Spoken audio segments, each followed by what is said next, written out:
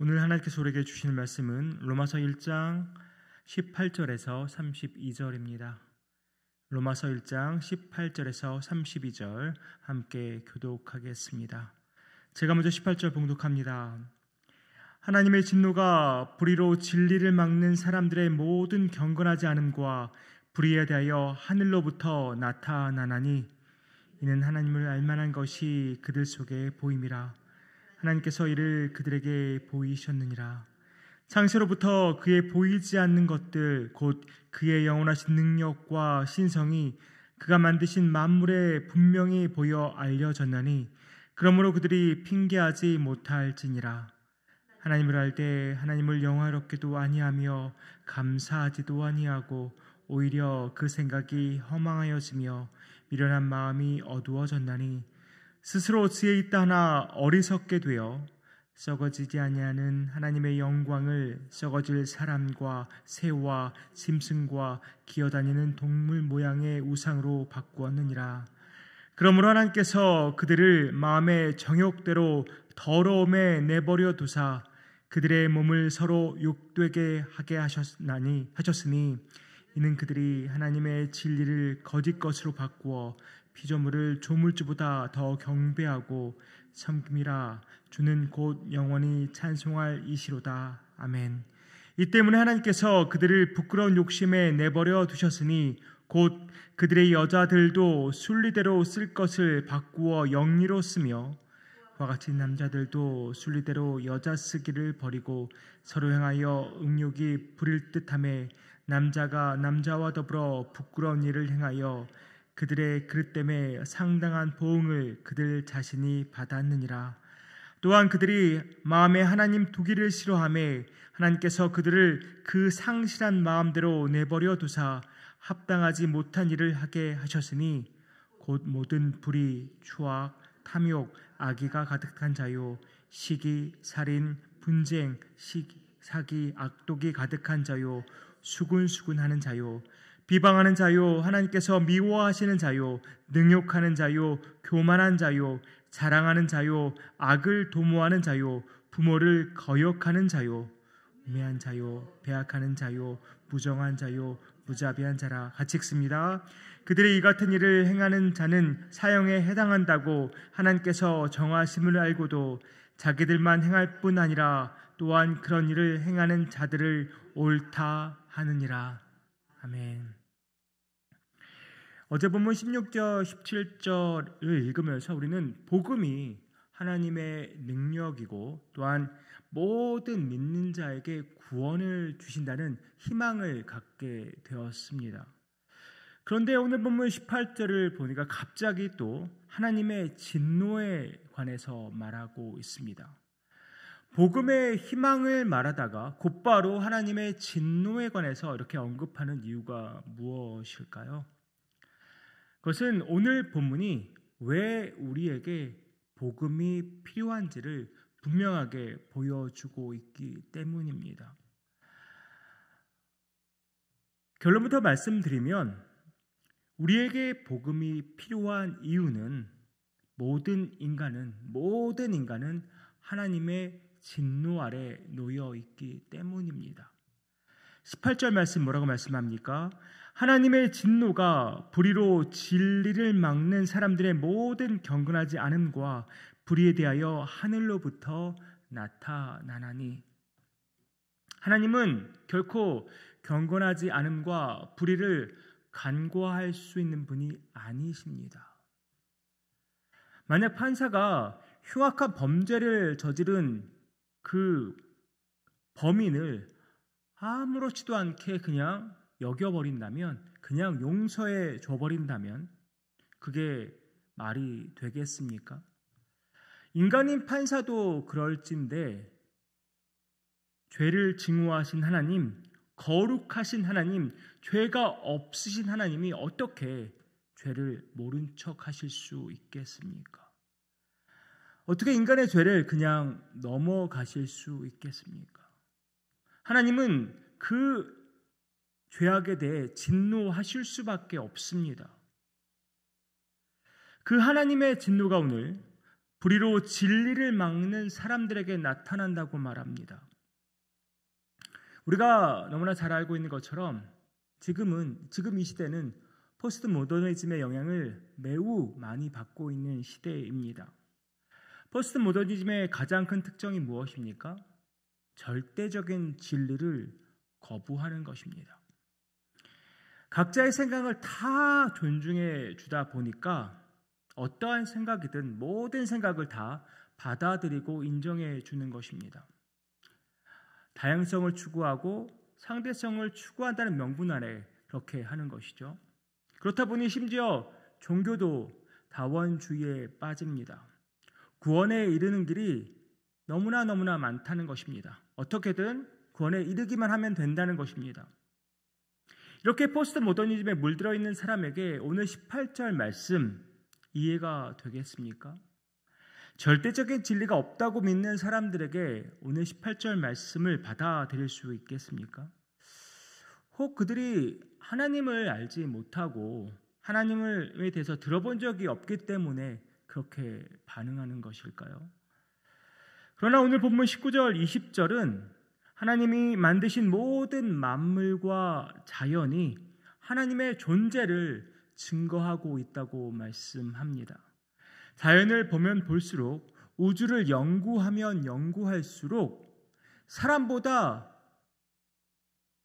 월등히 비교할 수 없을 정도로 우월한 존재가 이 자연과 우주를 만들었다는 것을 인정할 수밖에 없습니다. 그리고 이 우주의 광대함과 이 자연이 창조주 하나님의 위엄과 능력을 드러내고 있습니다. 그렇게 사람들은 나는 하나님을 모른다, 창조주 하나님을 모른다고 변명할 수 없다는 것이죠. 그런데 그렇게 하나님을 알면서도 그들의 모습이 어떠하다고 말합니까? 21절 제가 세 번역으로 읽어드립니다. 사람들은 하나님을 알면서도 하나님을 하나님으로 영화롭게 해드리거나 감사를 드리기는커녕 오히려 생각이 허망해져서 그들의 지각 없는 마음이 어두워졌습니다. 하나님을 알면서도 생각이 허망해지고 마음이 어두워졌다는 것입니다. 그리고 결국 하나님 대신 다른 것들을 숭배하기 시작했습니다.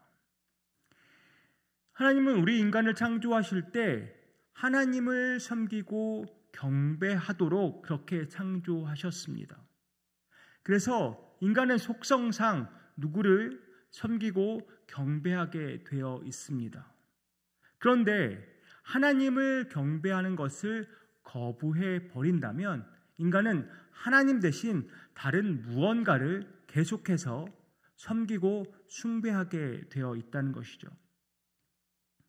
그래서 그것이 형태를 가진 우상이든 형태가 없는 우상이든 정말 수많은 우상들을 만들어 놓고 그것들을 섬기고 숭배하게 되어 버린 것입니다.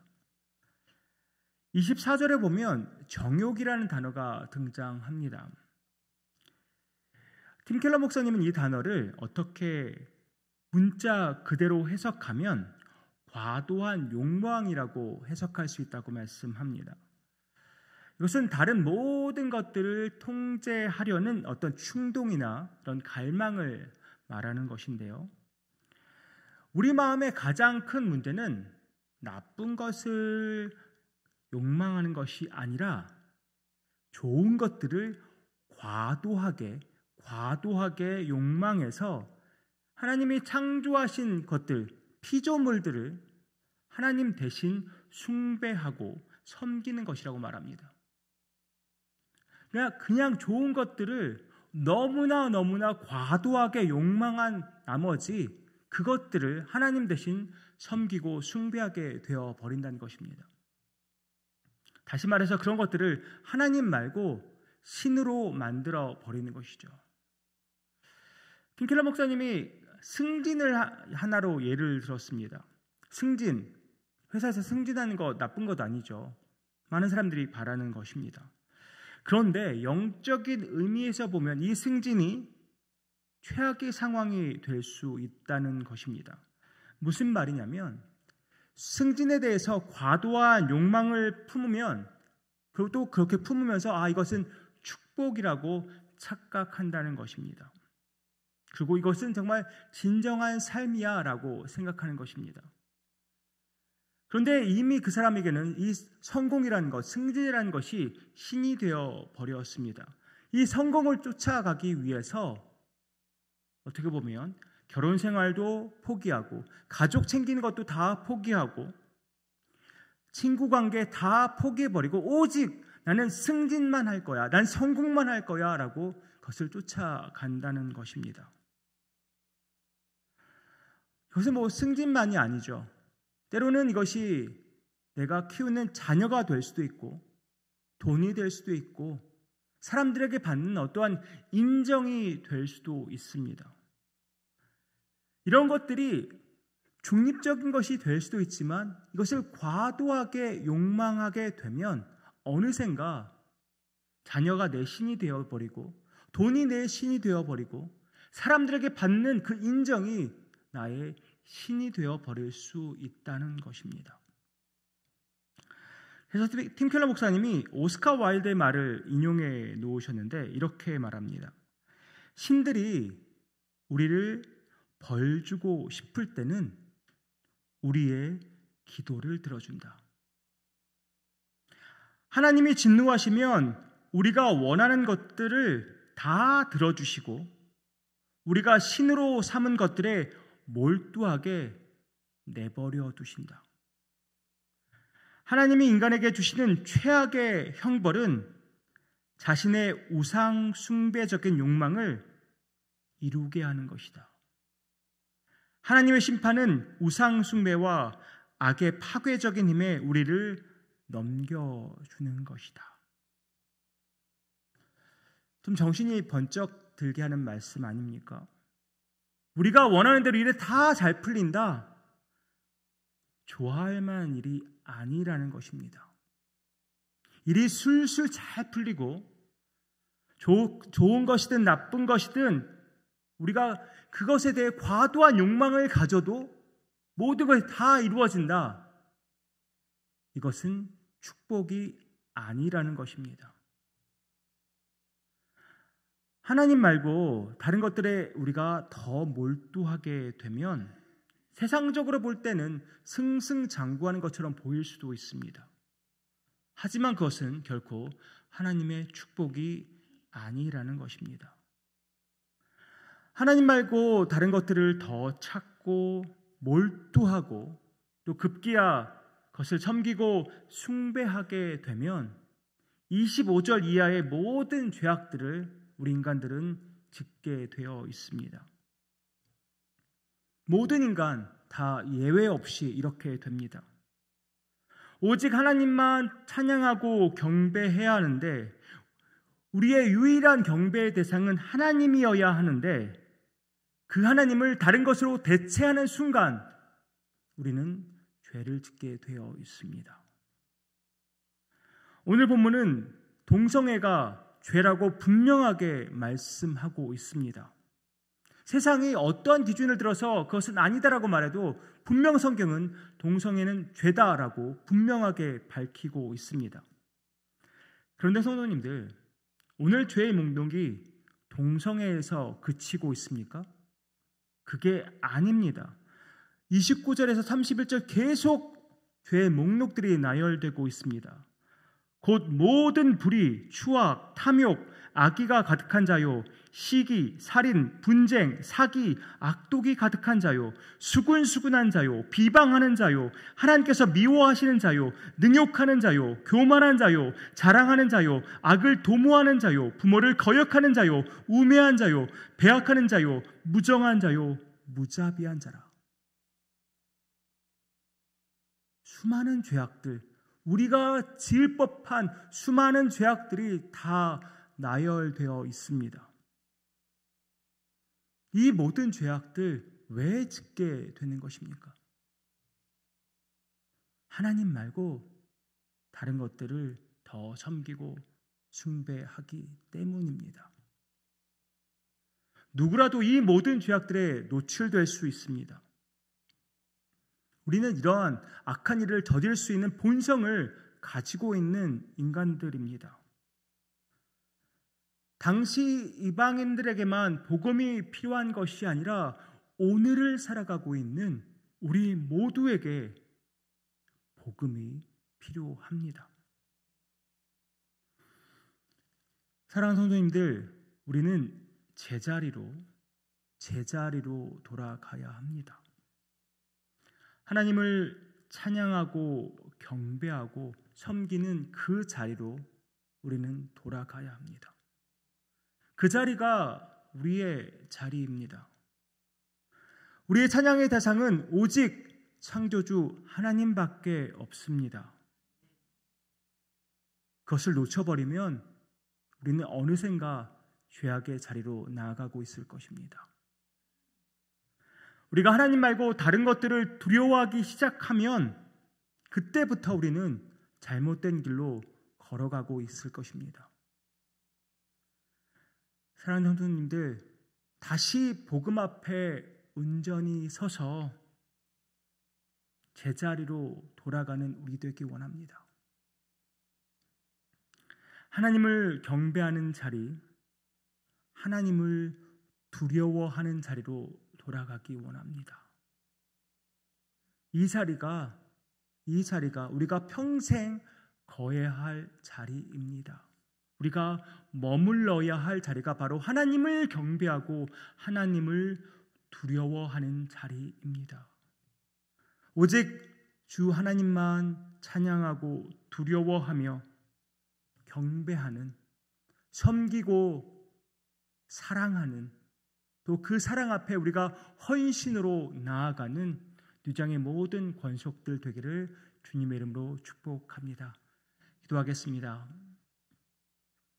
하나님 아버지, 우리 모두는 죄인들입니다.